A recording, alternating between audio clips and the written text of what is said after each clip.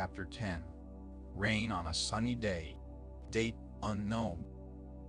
The light consumed him. Rarely in life does one experience an instant transition from total darkness to total light. It is overwhelming, and the body struggles to find its equilibrium among the disorientation.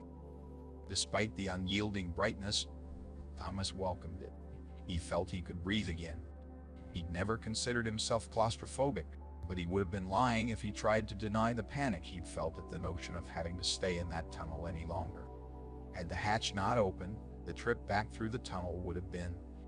He preferred not to think about it. As his eyes began adjusting to the light, he noticed the rain.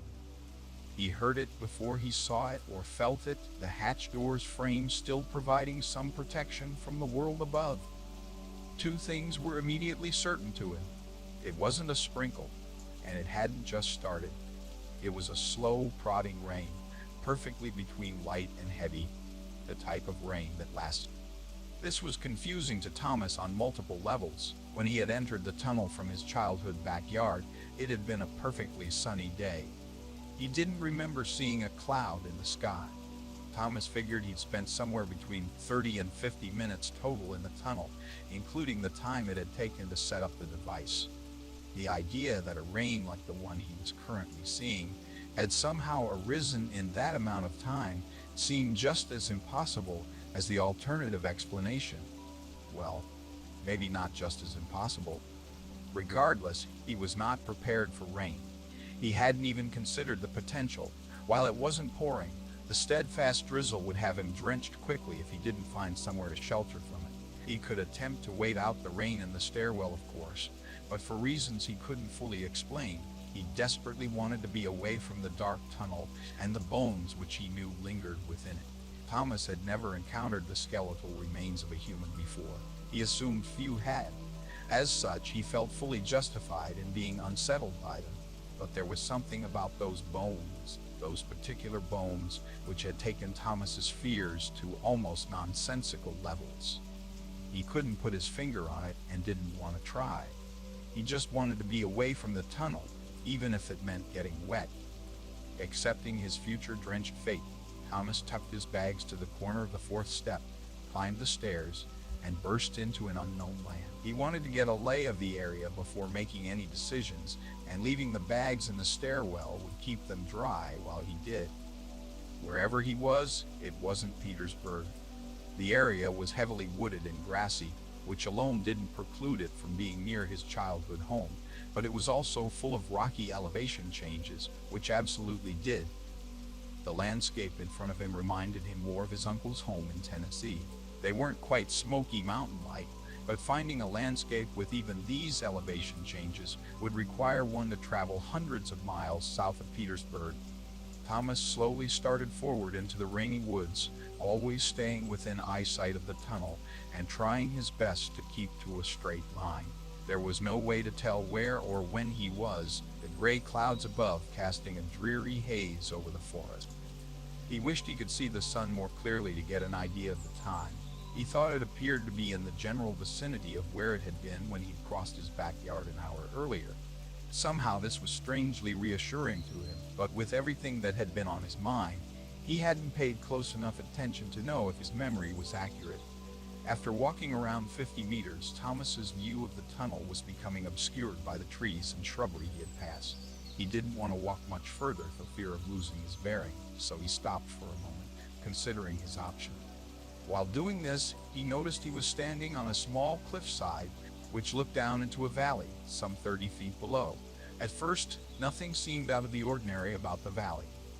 Discouraged, Thomas feared he was just going to have to bite the bullet, pick a direction to search, and hope he could ultimately find his way back to the tunnel. Then, as he began back toward the tunnel to get his things, he saw it, deep in the valley, through the leaves and trees obscuring his line of sight, and at a distance he couldn't accurately estimate. Thomas thought he saw a small green camping tent. Wanting to confirm his vision wasn't deceiving him, he slowly moved toward the tent, his eyes glued to it while remaining atop his perch on the cliffside. It was unmistakable now, a rain-drenched green tent. Upon confirmation, Thomas's first reaction to the small campsite was one of fear. On one hand, he supposed that made sense. He had, after all, just walked through an underground tunnel originating from his childhood backyard and come out somewhere that he was now almost certain couldn't have been anywhere near the place from which he'd left. Then, a mysterious tent within a few hundred meters of the tunnel just happens to be sitting out in the rain. Surely it wasn't coincident. Yet on the other hand, besides the location and timing being so coincidental, he had no reason to believe that whoever had set up this tent knew anything about him, so it seemed unlikely whoever it was would have reason to be aggressive toward him, unless of course the inhabitants of wherever he was simply didn't like strangers, in which case he was probably screwed either way because his story would never hold up. And it also could just be a tent left in the woods. Who camps in the rain in a random part of the forest? Still, he desperately wanted to get a look at whoever was down there before they got a look at him. To ensure this would happen, Thomas made a wide arcing circle around the tent, always keeping his distance, still looking down from above. Almost ideally, the cliffside gently sloped to the valley floor below, behind the tent, so Thomas was able to reach the elevation of the tent without risking being seen. Once behind the tent, Thomas again arced wide around its side, sloshing as quietly as he could through the wet leaves on the ground, hoping to reach a point where he could see the front of the tent up close. Reaching a vantage point he deemed acceptable, he crouched behind a large tree. From this new position, Thomas was close enough to see that the tent was zipped up. This made sense considering the rain. If there was someone inside, they were likely trying to wait out the rain just as Thomas had hoped to do. There was no movement inside the tent. In the campsite surrounding it, Thomas saw a single foldable camping chair that looked like it had seen better days. More than anything, it looked really old. It reminded him of the camping chairs his family had owned when he was very young, but even those seemed more modern. It was nothing like the sleek pop-up chairs that were popular today. Today, Thomas thought with a sense of dread. What on earth is today?